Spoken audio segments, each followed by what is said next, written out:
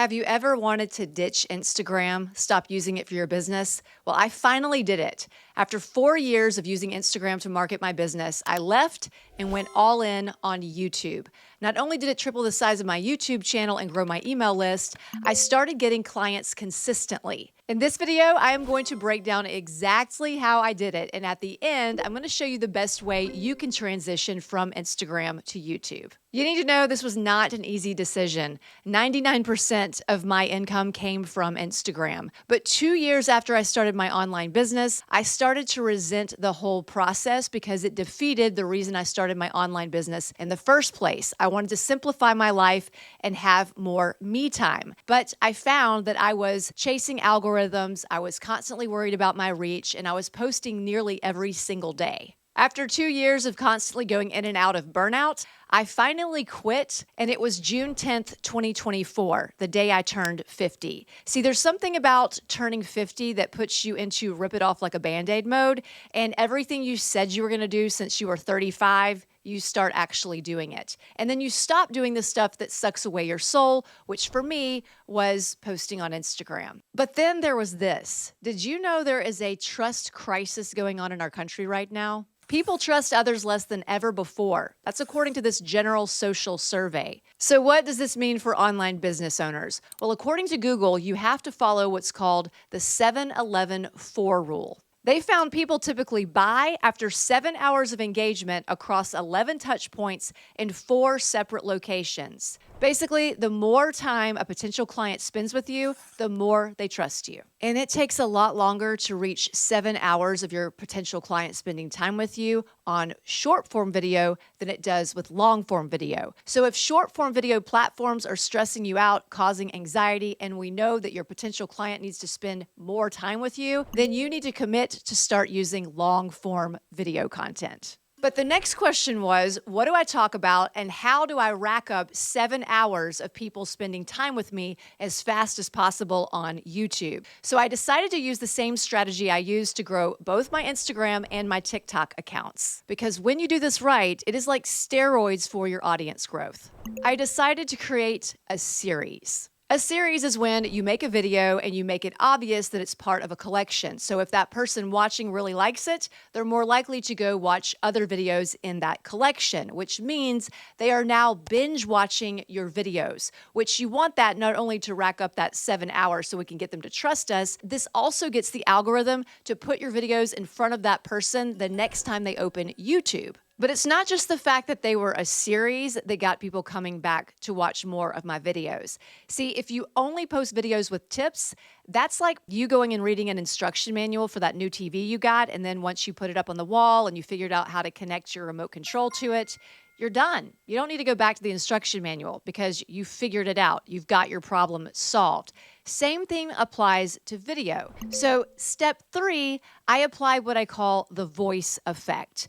You know how on those TV shows like The Voice, we don't just watch the people compete to try and win. We actually get to go behind the scenes and watch them struggle, watch them learn new ways that they can improve along the journey, and then we wait and see if they actually win when they compete. We get their backstory. That same thing has to happen on your videos if you want people to trust you and remember you and want to go watch future videos of yours. So that means that we don't just give tips like a TV instruction manual, we actually share stories with those tips. Now, this part takes practice, and there were a lot of stories that I shared that allowed me to get really vulnerable, and that is very uncomfortable for me. And sometimes when I go back and look at those videos, it makes me cringe and I want to take them down.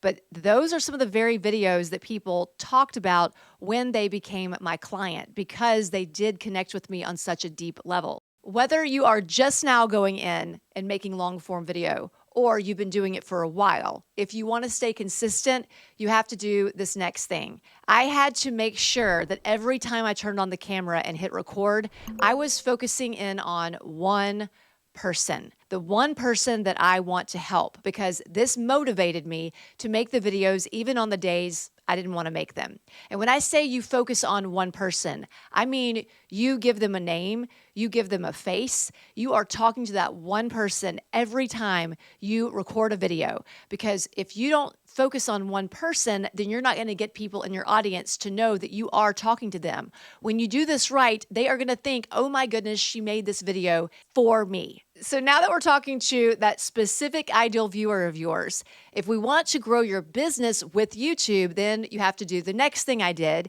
and that is I had to actually convert those people. So how do you do that in your videos?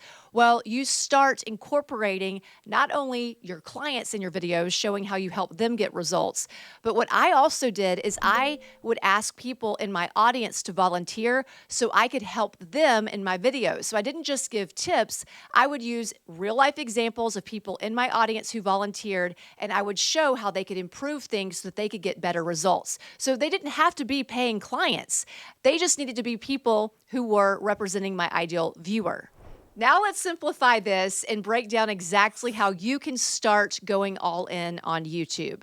The first thing you need to decide is how much are you going to stop posting on Instagram, because I'm not suggesting that you cold turkey Instagram and go right over to YouTube.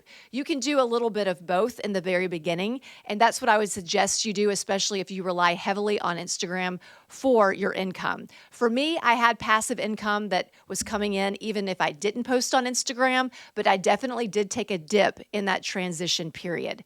Number two, you need to optimize your channel, your YouTube channel. So whether you are starting a channel for the very first time or you just need to update the one that you have, what I like to tell people to do is take what's working for them on Instagram and use that over on YouTube. So what that looks like is you're going to take the exact same profile picture you have on your Instagram account and put that in your profile picture on YouTube. You're going to use the same name that you use on Instagram on YouTube, because we want to make it really easy for people to find you if they are trying to find you from following you on Instagram.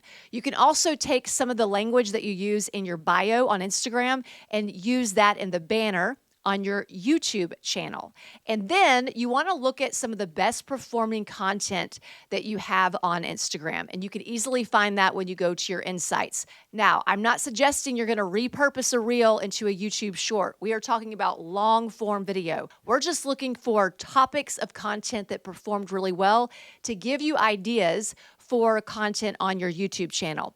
With that said, you also want to take the brand pillars that you had on Instagram and use those as for what I call sub-themes on YouTube. So the strategy is similar in a lot of ways. It's just that now we have to start creating long-form content, not just short-form content.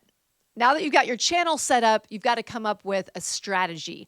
Are you going to post a series? If you're going to post a series, what is that series going to be? And how often are you going to post in the beginning to really warm up YouTube and start getting people to recognize that you are talking to them and get them coming back to your channel? And then you want to make sure that you're adding elements of your personal journey, your story, showing us behind the scenes inside of this series so that people can really get to know you. Some people, when I did this series on my channel, they actually started doing series and challenges on their own channels. So one of them was a scrapbooker. And so for X amount of time, she was showing people her simplified way of scrapbooking. So she was challenging herself to scrapbook for a certain amount of days, and then she was teaching people each day that she posted about that thing that she was scrapbooking, if that's how you say it. You want to let people in your audience on Instagram know that you are transitioning over to YouTube. So maybe you show some behind the scenes of you creating videos and working on your channel in your Instagram stories. You also want to let them know what you're talking about over there because they're going to benefit from these videos. But I will tell you that you need to be careful with how you promote your videos once you post them on YouTube. What we don't want to do is immediately after we post our videos on YouTube, run over to Instagram and post a link to that video, or run and send out an email with that exact link to that video, because we need the YouTube algorithms to be able to figure out who your ideal viewer is on YouTube. If we push too many people coming from another platform, YouTube algorithms will get confused and they won't know who to push your videos to. So if you are going to send out a link to that video, I would wait a couple of days after that video has been posted to YouTube before you start sending out an email. Or if you talk about it in Instagram, you don't necessarily have to give them the link. Just tell them that you just posted and they can go find that over there on YouTube themselves so they're not clicking on an external link. If you still need to figure out if that's the right thing for you to do, watch this video right here where I break down the exact reasons why I left Instagram.